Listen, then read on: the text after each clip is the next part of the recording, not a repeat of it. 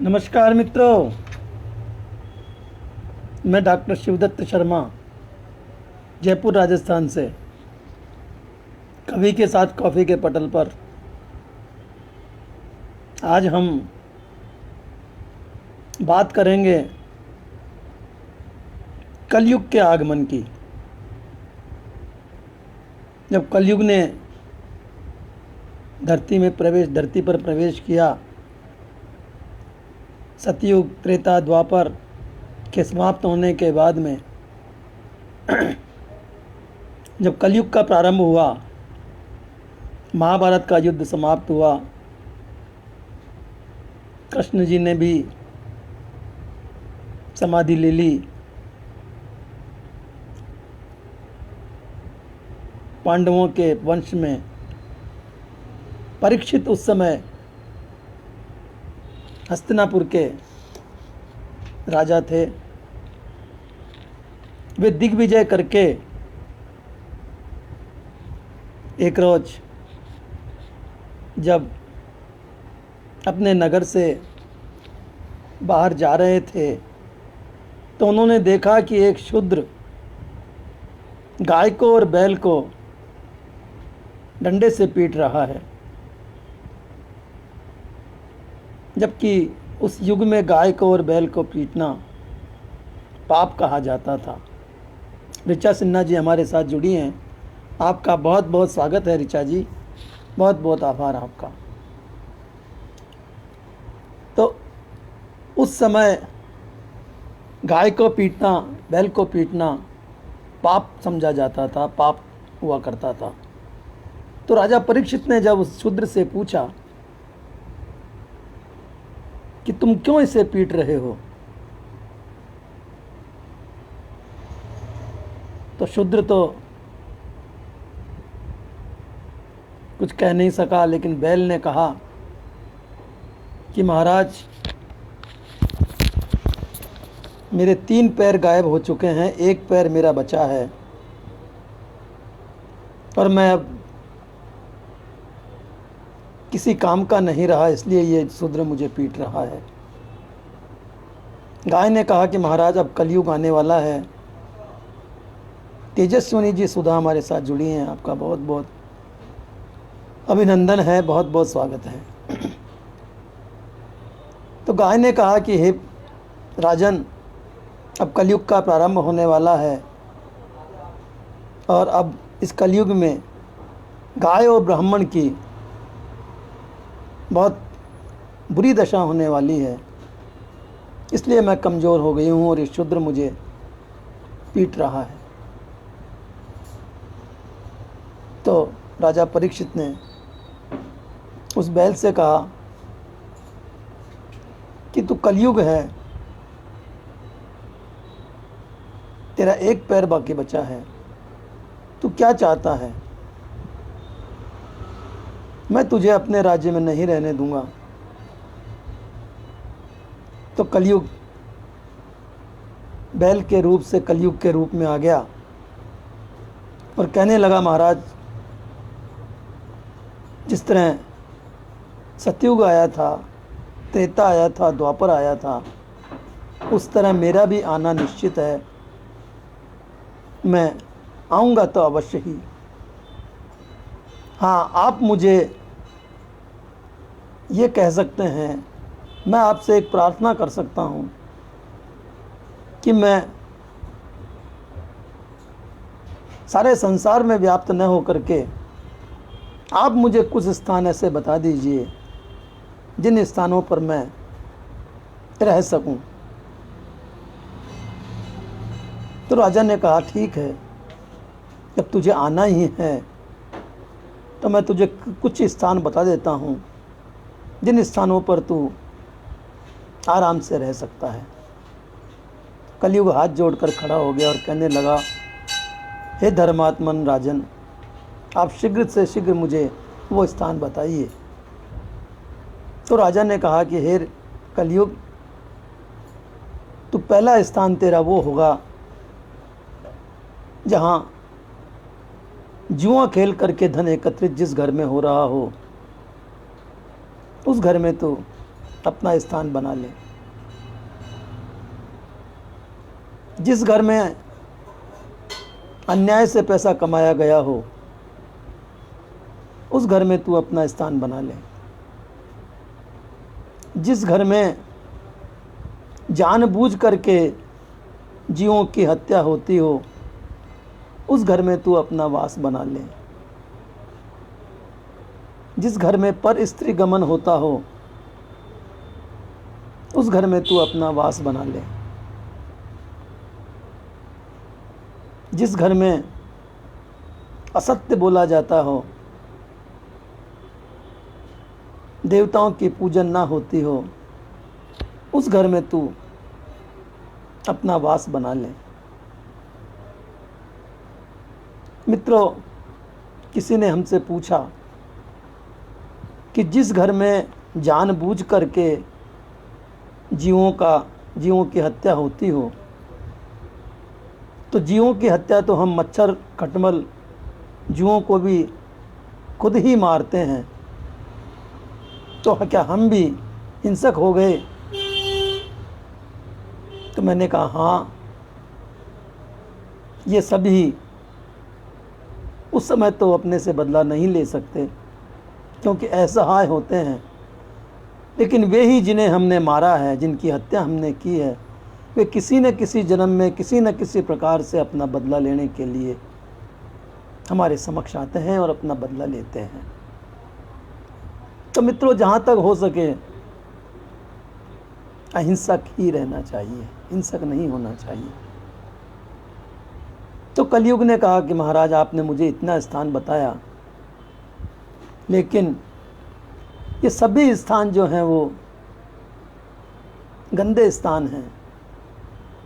आपने सारे स्थान मुझे गंदे बताए हैं, अशुचक बताए हैं। अब मुझे एक स्थान आप ऐसा बता दीजिए कि जो स्थान बहुत ही अच्छा हो, जो सबका प्रिय हो, उस स्थान पर मैं रह सकूं। तो राजा परीक्षित ने कहा ठीक है, तो स्वर्ण में भी वास कर सकता है, सोने में भी वास कर सकता है। कलयुग ने कहा ठीक है महाराज, मैं इन के बताए स्थानों के अतिरिक्त कहीं पर भी वास नहीं करूंगा, केवल इन्हीं स्थानों पर वास करूंगा। ये कहकर कलयुग अंतर्ध्यान हो गया। राजा भी वहाँ से चला गया और नगर भ्रमण करके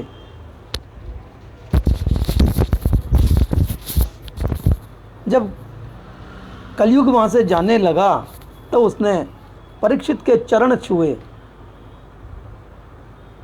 उसने राजा परीक्षित के चरणों का स्पर्श किया, और जो ही कलयुग ने राजा परीक्षित के शरीर का स्पर्श किया, तो ही परीक्षित में कलयुग के गुण प्रवेश करने लगे, उनके विचारों में कलयुग समाने लगा। तो मित्रों, कभी भी किसी को बिना कारण अपने शरीर को न छूने दीजिए, ना आप किसी के शरीर को छूइए, क्योंकि शरीर को छूने से उसके शरीर का प्रभाव हमारे शरीर में अवश्य आता है। यही कारण है कि हमारे बुजुर्गों ने चरण छूने का रिवाज किया कि चरण छूने से उनके गुण हम में आ जाते हैं, उनका आशीर्वाद हमें प्राप्त होता है। तो जहाँ तक हो सके किसी को भी अपने शरीर का स्पर्श नहीं करना देना चाहिए। जबकि आज के युग में कलयुग का प्रभाव यह है कि लोग स्वयं चला करके ही एक दूसरे के शरीर का स्पर्श करते हैं, जाने अनजाने ही करते हैं। और यही कारण है कि कलयुग का प्रभाव बढ़ता जा रहा है। हर एक में कलयुग समाता जा रहा है, पाप बढ़ते जा रहे हैं। तो मित्रों, राजा परीक्षित अपने महल में गया, आराम किया, भोजन किया, दोपहर का समय हुआ, शयन किया, और शयन करते करते ही उसके मस्तिष्क में बात आई कि मेरे पुरखे मेरे लिए क्या छोड़ के गए हैं, कितना धन छोड़ करके गए हैं, मैंने तो आज तक देखा ही नहीं है। अब मुझे कोषागार में जाना चाहिए और वहाँ जाकर देखना चाहिए कि मेरे पुरखे मेरे लिए कितना धन छोड़ करके गए हैं। राजा परीक्षित उसी समय वहाँ से उठा, चला और कोषाध्यक्ष को साथ लेकर के कोषागार में गया। वहाँ जाकर के उसने बड़ी बड़ी संदूकें थी, उनको खोल खोल करके देखना प्रारंभ किया। देखते देखते राजा परीक्षित को एक पेटी में, एक बक्से में एक बहुत सुंदर मुकुट दिखाई दिया। राजा परीक्षित ने उस मुकुट को हाथ में लिया और हाथ में लेते ही उसके मन में आया कि हे भगवान, इतना सुंदर मुकुट मेरे कोषागार में रखा है और मैं मामूली मुकुट पहन करके घूमता हूँ। मैं तो इस मुकुट को पहनूंगा, ये मुकुट मेरे लायक ही है और मेरे बुजुर्गों ने ये मुकुट मेरे लिए ही धर छोड़ा है। बंधुओं, वो मुकुट उस राजा का था जिस राजा ने मथुरा में 18 बार चढ़ाई की थी। कंस के ससुर का मुकुट था, जो बहुत ही अत्याचारी था, जिसने संसार को जीतने का मन में धारण किया और सारे हमेशा वो युद्ध में ही लगा रहा। यानी कि वो मुकुट राजा जरासंध का मुकुट था। तो जरासंध को भीम ने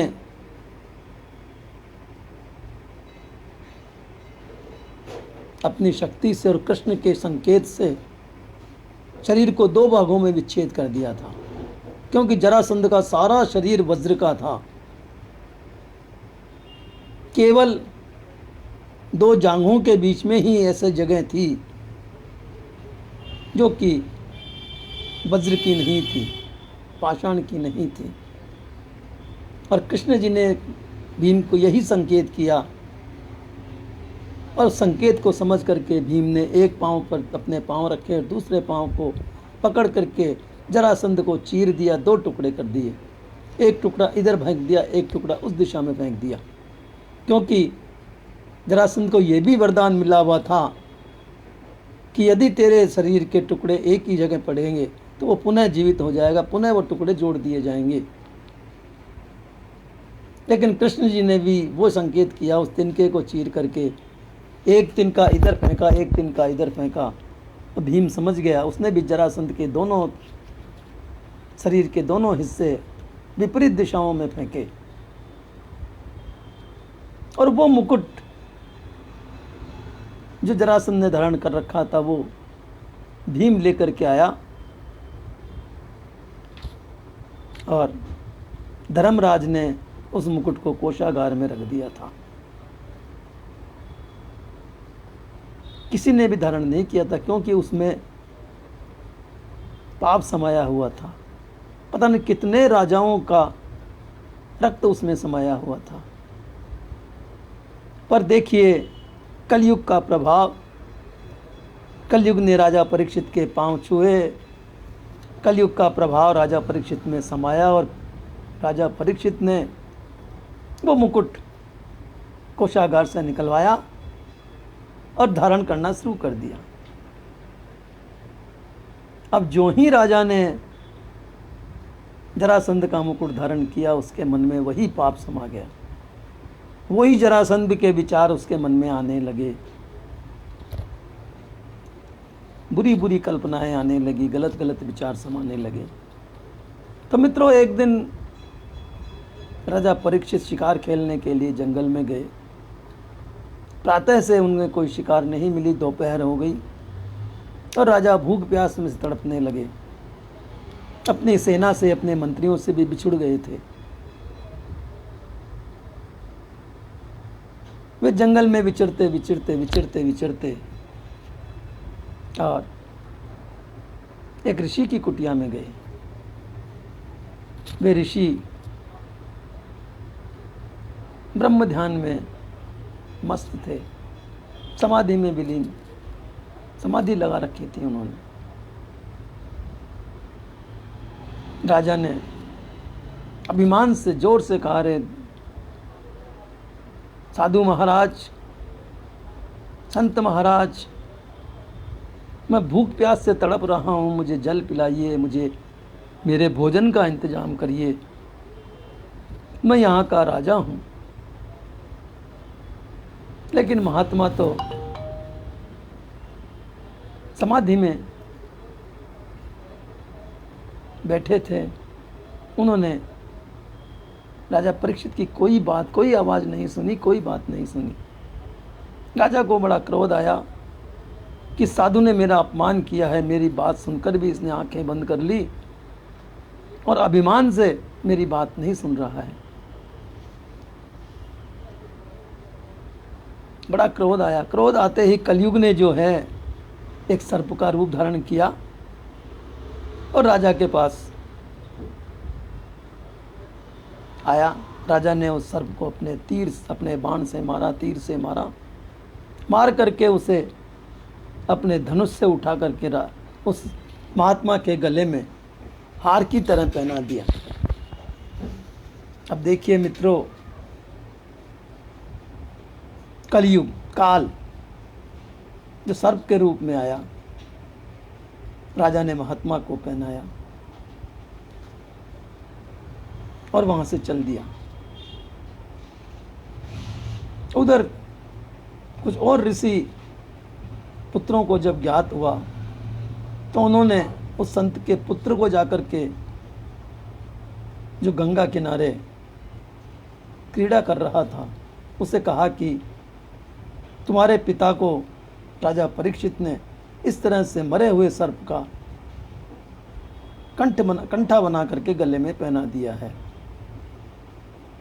तो उस ऋषि पुत्र को क्रोध आया और उसने हाथ में गंगा जल लेकर के राजा को श्राप दिया कि हे राजा, तूने हमारा अपमान किया है, मेरे पिता का अपमान किया है।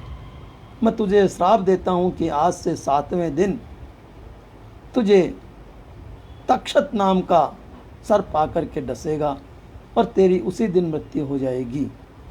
तेरी मृत्यु निश्चित है। श्राप दे करके वो ऋषि पुत्र वहां से श्राप देने के पश्चात भगा भगा दौड़ा दौड़ा आश्रम में आया और आकर के देखा तो वही दृश्य उसे नजर आया। क्रोध से चिल्लाता हुआ ऋषि पुत्र अपने पिता के गले से सर्प को निकाला और दूर फेंक दिया। थोड़ी देर पश्चात ऋषि समाधि से निकले